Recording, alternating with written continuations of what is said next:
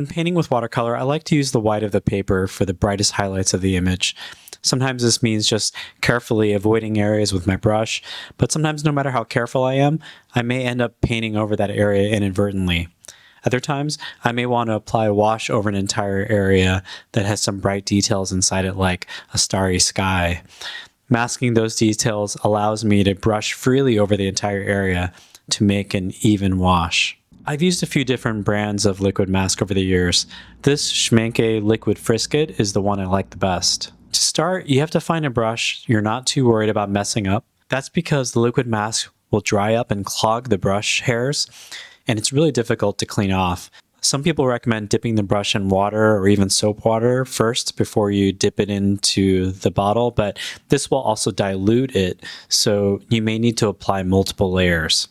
Once you have it on your brush, then you apply it over the area that you want to preserve. You should use an appropriate size brush to create the width you need. Let it dry for at least 30 minutes in my experience.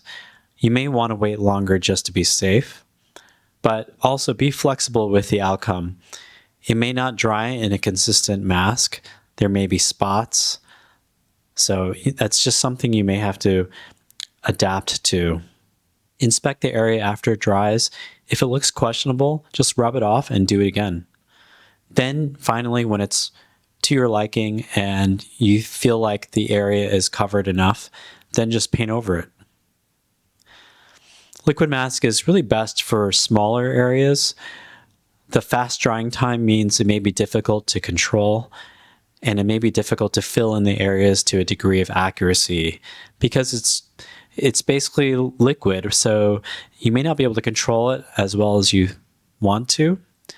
Liquid mask isn't great for covering a large area because it's difficult to ensure consistent coverage because it dries so fast. It's also much harder to remove with your fingers if you have to do it over a large area. An alternative for larger areas or just a very defined shape is to use masking tape and a knife.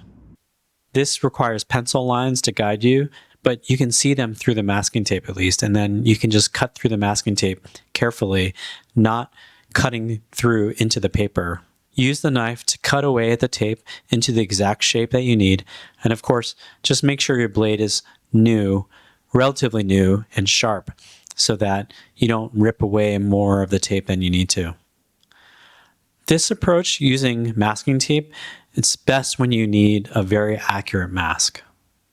I'm Francis Choi. I'm a working artist based here in New York City. Like, share, and subscribe to see more of my artworks and processes. I love to share tips and tricks, especially from the point of view of someone who started art later in life. Until the next time, go and paint.